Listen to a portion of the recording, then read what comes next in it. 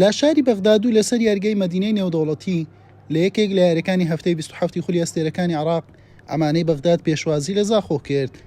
بەهۆی پێگەیان لە ڕیزبەند زاخۆ لە ڕکابەری سیانە بەهێزەکەی پایتەختی عێراق و ئەمانەش لە ڕکابەریمانەوە لا نیوە یەکەم یاریەکە هەردوو تیپ بە هەستیاری و مامەڵەیان لەگەڵ یاریەکەدا دەکرد. لەگەڵەوەی زاخۆ لە سەرەتاوە باڵادەستر بوو، بەڵام یەکەم مەترسی کەوا خستێ سەر گۆڵی خاوەن ماڵ ئەم لێدانە ڕاستەوخۆی دیۆنی ڕیباز بوو. ستون بووە بربەستی سەرەکی. کوڕانی خابوور بەردەوام بوون لە هێرشەکانیان بە ئامانجی تۆمارکردنی گۆڵ یەکەم و پێشکەوتن بە ئەنجام لە یاریەکە. بەر لە کۆتایی هاتنی نیوە یەکەم خەریک بوو پێی بگەن، بەڵام حەسەن عەباسی گۆڵپارێز بەرپەرچی لێدانە بەهێزەکەی حەمید حاجی دایەوە.